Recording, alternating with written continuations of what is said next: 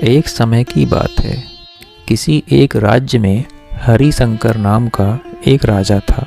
उसकी ख्वाहिश थी कि उसका सबसे काबिल बेटा उसकी राजगद्दी संभाले, लेकिन इस बात को लेके वो संशय में था कि तीनों में से किसे वह अपना राजपाट सौंपे। एक दिन राजा को एक तरकीब सूझी। उसने उसी समय अपने तीनों बेटों को बुलाया और कहा, बेटे, आज मैं तुम सबसे एक सवाल पूछता हूँ। अगर तुम लोगों के सामने एक गुनहगार खड़ा हो तो तुम उनके साथ क्या करोगे? इस पर राजा के पहले बेटे ने कहा, उस अपराधी को सजाए मौत दी जानी चाहिए। वहीं दूसरे बेटे ने कहा, गुनहगार को काल कोठरी में बांध देना चाहिए। जबकि तीसरे बेटे ने कहा, पिताजी, हमें सज़ा देने से पहले इस बात की जांच कर लेनी चाहिए कि वह अपराध किया है या नहीं। तब राजा के तीसरे बेटे ने इस पर एक कहानी सुनाई।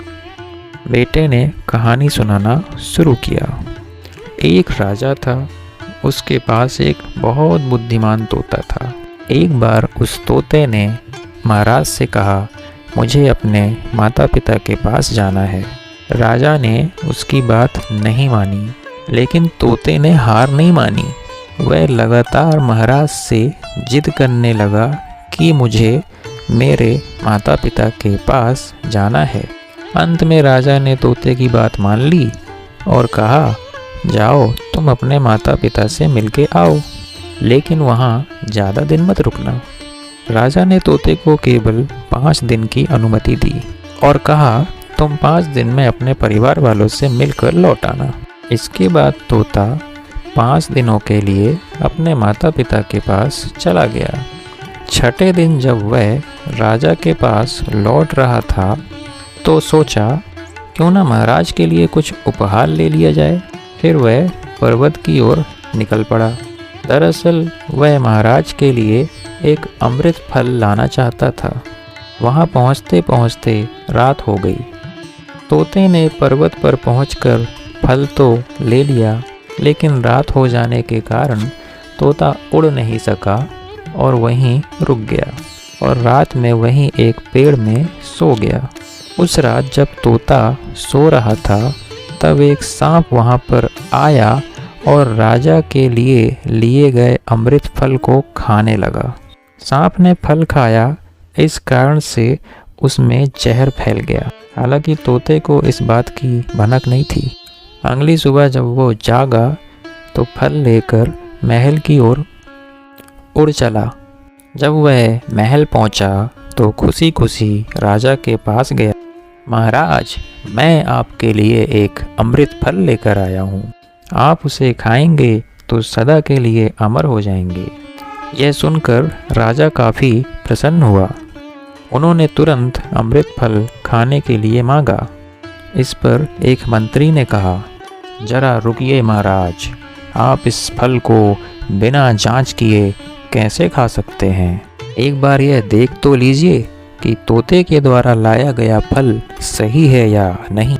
राजा उस मंत्री की बात से सहमत हुआ और कहा कि तुरंत इस फल को एक कुत्ते को खिलाया जाए। राजा का आदेश पाकर सैनिक ने फल का एक टुकड़ा कुत्ते को खिलाया।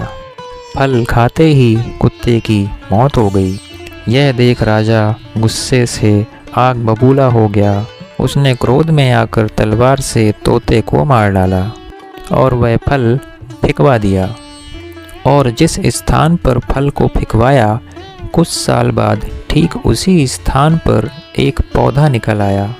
यह देख राजा को लगा कि यह ठीक उसी जहरीले फल का पौधा है। राजा ने सभी को आदेश दिया कि उस पेड़ के फल को कोई नहीं खाएगा। कुछ दिनों के बाद एक वृद्ध व्यक्ति उस पेड़ के नीचे आराम करने के लिए रुका। उसे भूख भी काफ़ी ज़ोर से लगी थी।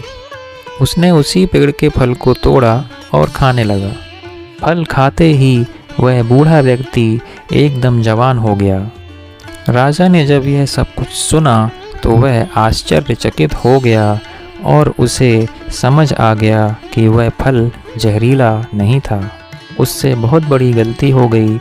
उसने बिना सच्चाई जाने तोते को मार दिया। इसके लिए वह मन ही मन खुद को कोसने लगा। उसे अपने किए पर काफ़ी पछतावा भी हुआ। यहीं पर राजा के तीसरे पुत्र की कहानी समाप्त होती है और राजा हरिशंकर ने उसे अपने उत्तराधिकारी नियुक्त किया और उसके बाद उसका राज्य अभिषेक करवाया। राजपाट तीसरे लड़के को देकर सारे राज्य में जश्न मनाया गया।